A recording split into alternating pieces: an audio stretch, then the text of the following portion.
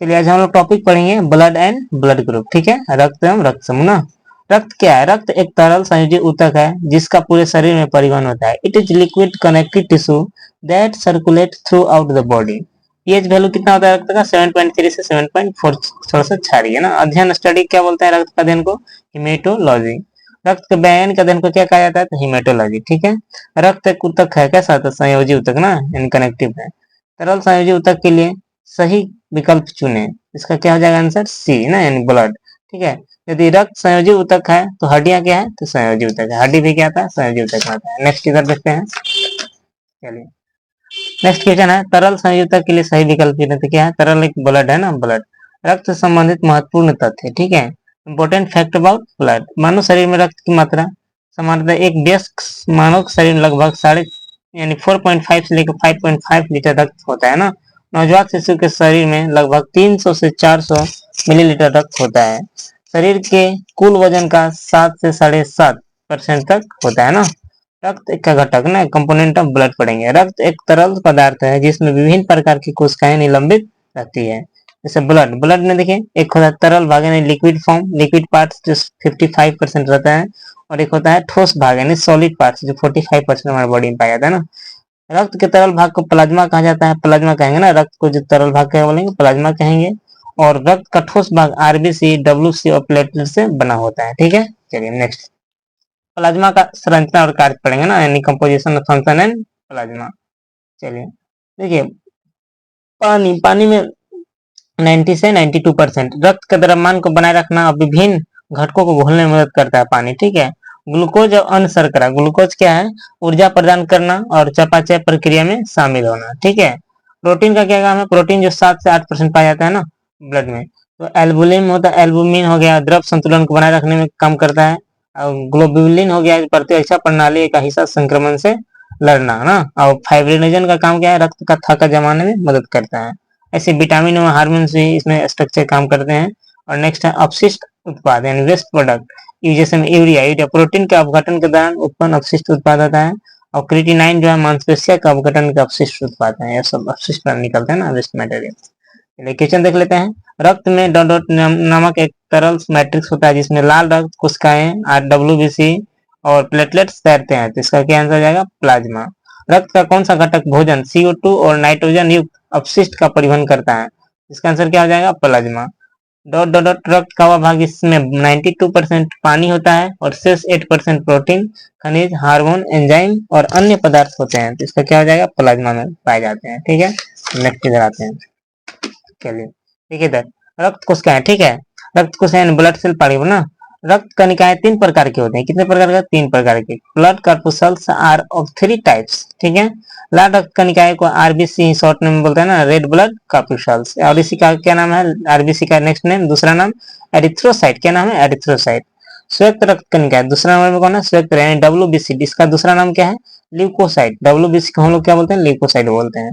रक्त प्लेटलेट्स हैं, blood platelets. और इसका और नाम है क्या? एक और नाम थ्रोम्बोसाइट ना, यानी ब्लड प्लेटलेट्स का क्या नाम है? थ्रोम्बोसाइट। ठीक है, ब्लड सेल, ब्लड सेल में क्या पाया जाता है? प्लेटलेट्स होगा, आरबीसी और डब्ल्यूबीसी। ठीक है, डब्ल्यूबीसी जो होता है 5 टाइप्स का होता है ना, 5 प्रकार का होता है। कौन? बेसोफिल्स, न्यूट्रोफिल्स, एसिनोफिल्स, मोनोसाइट और लिम्फोसाइट। ठीक है, रक्त कोशिकाएं कणिकाएं संख्या देखेंगे ना, सबसे ज्यादा जो संख्या होता है आरबीसी का होगा। ठीक ना, मिलियंस में होगा। ठीक है, इसके बाद प्लेटलेट्स का जो होता है लाख में होता है। और डब्ल्यूबीसी का जो होता है संख्या कितना होगा? 1000 में रहेगा। ठीक है, चलिए रक्त कोशिकाएं कणिकाएं और आकार साइज देखेंगे ना, सबसे ज्यादा आकार जैसा साइज में सबसे बड़ा कौन होता है? डब्ल्यूबीसी होता है। ठीक है, इसके बाद कौन होगा? आरबीसी। और सबसे छोटा कौन होता है साइज में? प्लेटलेट्स होता है। ठीक है, चलिए मानव रक्त में सबसे बड़ी कणिकाएं कौन होती है? तो हम क्या बोलेंगे? व्हाइट सेल्स ना, व्हाइट सेल्स। चलिए आरबीसी के बारे में देख लेते हैं, रेड ब्लड कॉर्पसल्स के बारे में। आरबीसी छोटी द्विअवतलाकार यानी बाई कॉन्केव डिस्क आकार की होती है और इसमें कोई केंद्रक नहीं होता है। इनमें हीमोग्लोबिन नामक प्रोटीन होता है। हीमोग्लोबिन लाल रक्त कोशिकाओं में पाए जाने वाले आयरन युक्त प्रोटीन है जो फेफड़ों और ऑक्सीजन के शरीर के ऊतकों और अंगों तक पहुंचाता है। नेक्स्ट है HB यानी हीमोग्लोबिन प्लस ऑक्सीजन मिलके क्या बनाता है? ऑक्सी हीमोग्लोबिन का निर्माण होता है ना। हीमोग्लोबिन और कार्बन डाइऑक्साइड मिलकर क्या बनता है? कार्बो हीमोग्लोबिन बनाते हैं। ठीक है, क्वेश्चन देख लेते हैं। श्वसन वर्णक हीमोग्लोबिन इनमें से किसमें मौजूद होता है? तो आरबीसी में। ठीक है, निम्न में से कौन सा वर्णक मनुष्य के लाल रक्त कणिकाओं में मौजूद होता है? तो क्या बोलेंगे? हीमोग्लोबिन होता है। ठीक है, अब नेक्स्ट, अब रुधिर का रंग यानी ब्लड का कैसा कैसा कलर होता है पढ़ेंगे ना। ऑक्सीजन युक्त धमनी रक्त जो होता है वो चमकीला लाल होगा। ठीक है, यानी जिसमें ऑक्सीजन लगा रहेगा, ऑक्सीजन मतलब जिसमें साथ में ब्लड में रहेगा उसको कैसा रहेगा? चमकीला लाल रहेगा। डी ऑक्सीजनित सीरा रक्त ना गहरा लाल बैगनी होता है इसका कलर। और हीमोग्लोबिन का प्राकृतिक रंग कैसा होता है? बैगनी पर्पल होता है ना। आरबीसी का कार्य देखते हैं ना। आरबीसी का मुख्य कार्य शरीर के विभिन्न भागों में ऑक्सीजन का परिवहन करना।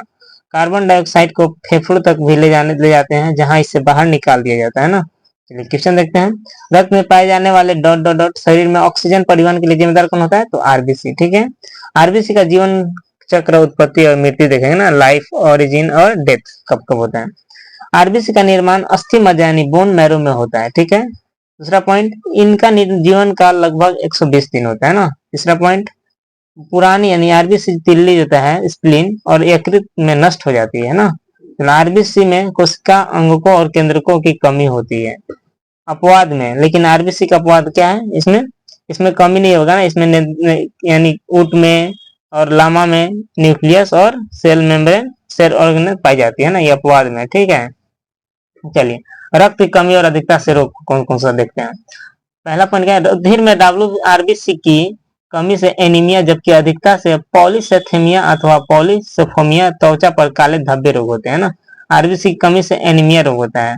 आरबीसी की अधिकता से पॉलीसेथेमिया और पॉलीसोफोमिया dark spot of the skin पे होता है। ठीक है, स्किल सेल, स्किल सेल क्या होता है?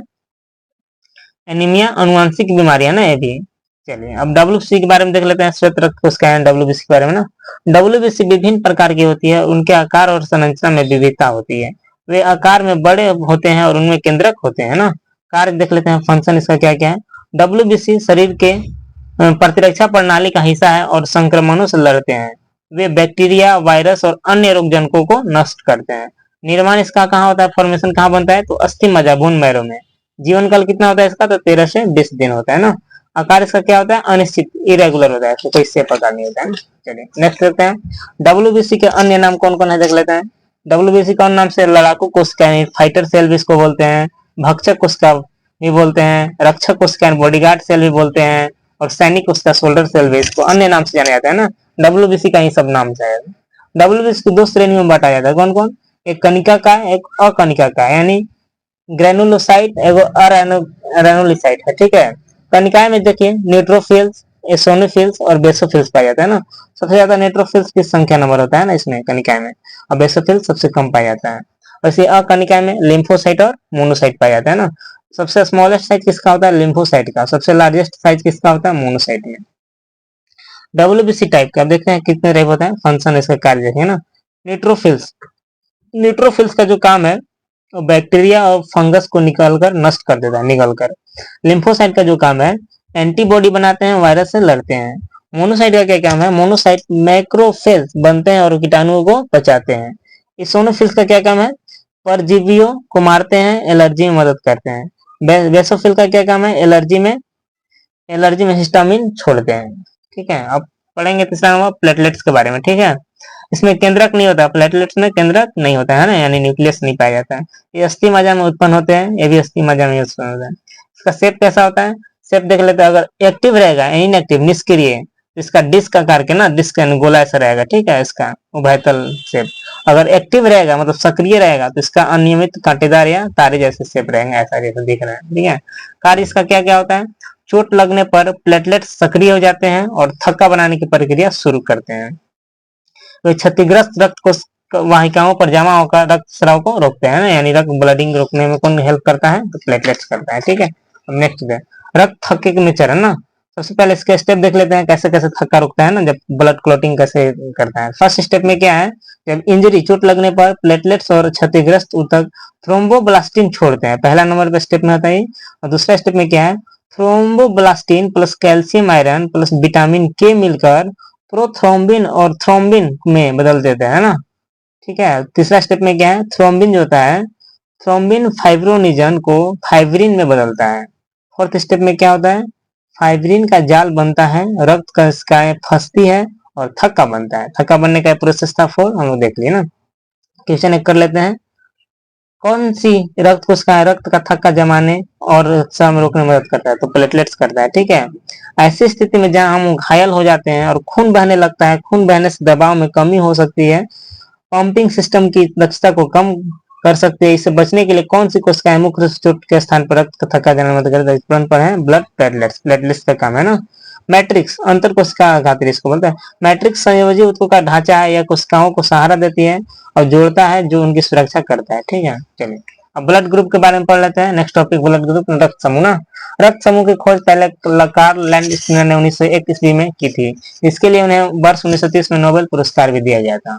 कार्ल लैंडस्टीनर ने मनुष्य के रक्त को ए बी और ओ समूह में वर्गीकृत किया था, ठीक है। अलग अलग ब्लड ग्रुप क्यों होते हैं? मानव के रक्त में अंतर के पीछे मुख्य कारण ग्लाइकोप्रोटीन है, जो लाल रक्त कणिकाओं में एक एंटीजन है।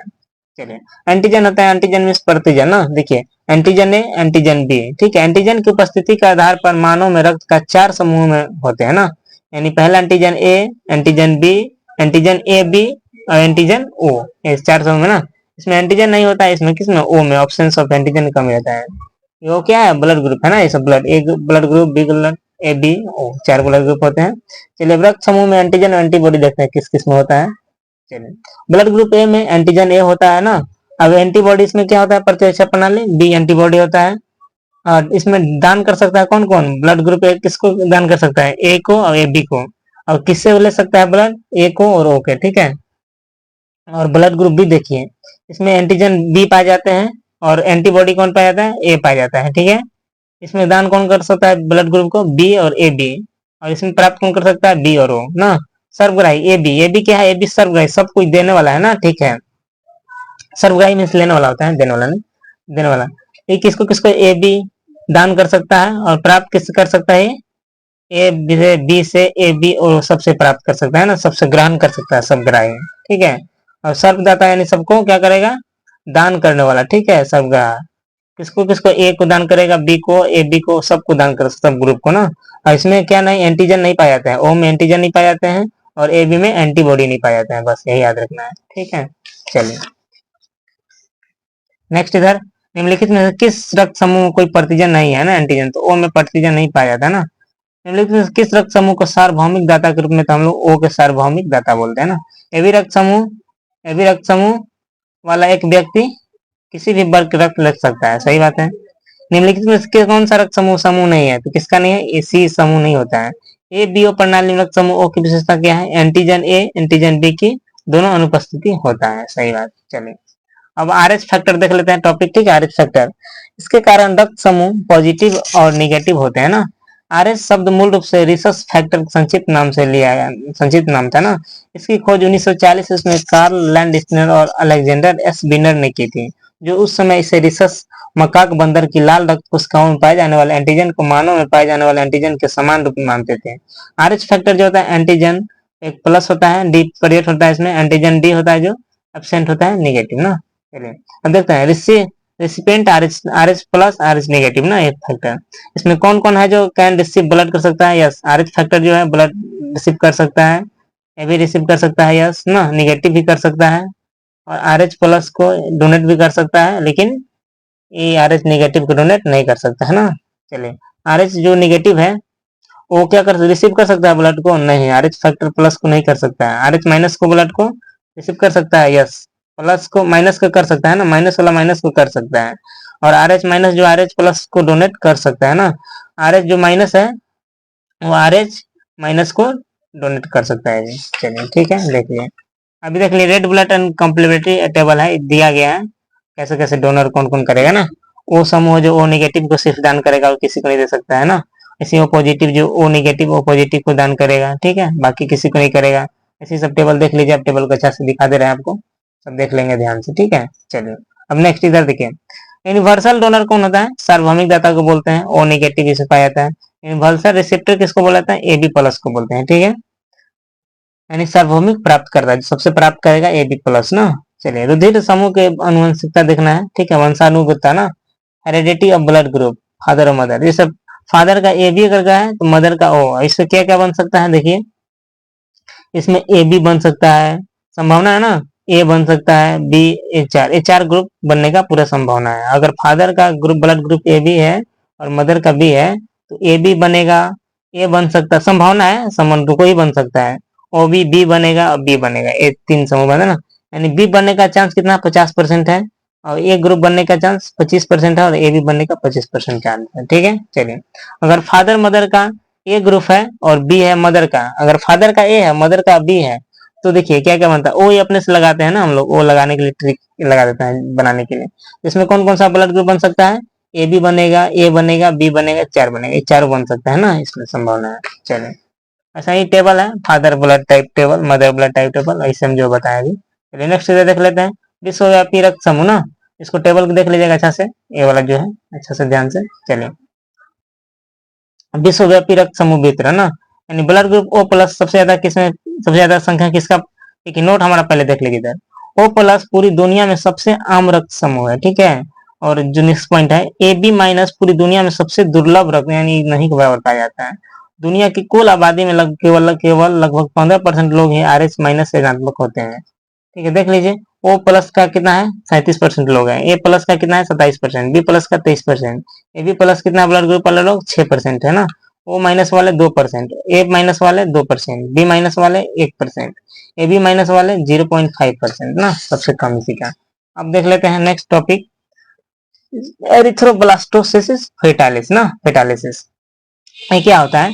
एरिथ्रोब्लास्टोसिस फेटालिसिस एक गंभीर चिकित्सीय स्थिति है जिसमें गर्भ अवस्था के दौरान आरएच निगेटिव मां की प्रतिरक्षा प्रणाली उसके आरएच पॉजिटिव शिशु की लाल रक्त कोशिकाओं पर स्थिति पर हमला करती है। देखिए आमतौर पर यह पहले आरएच प्लस फैक्टर बच्चों को प्रभावित नहीं करता है, लेकिन पहले प्रसव के दौरान बच्चों का आरएच प्लस रक्त मां को आरएच माइनस रक्त में मिल सकता है। इसमें मां की रोग प्रतिरोधक प्रणाली आरएच एंटीबॉडी बनना शुरू कर देती है। अगली पर गर्भ अवस्थाओं में यह एंटीबॉडी प्लेसेंटा को पार कर आरएच प्लस भ्रूण को आरबीसी पर हमला करती है। चलिए देख लीजिए एरिथ्रोब्लास्टोसिस फेटालिसिस क्या था। चलिए अभी देख लीजिए बॉम्बे ब्लड ग्रुप ना, नेक्स्ट और लास्ट टॉपिक हमारा है, ठीक है। Bombay blood group, Bombay blood group एक बहुत ही दुर्लभ रक्त प्रकार की जिसकी खोज 1952 में बॉम्बे और मुंबई भारत में हुई थी। इससे एच ब्लड ग्रुप दिखाया जाता है ना, एच ब्लड ग्रुप, ठीक है। यह ब्लड फेनोटाइप पहले बॉम्बे में 1952 में डॉक्टर वाई एम भेंडे द्वारा खोजा गया था। यह रक्त समूह एच माइनस एच एंटीजन के व्यक्त नहीं करता है। बॉम्बे समूह के लोग केवल दूसरे बॉम्बे समूह दाता से ही रक्त प्रवाह कर सकते हैं।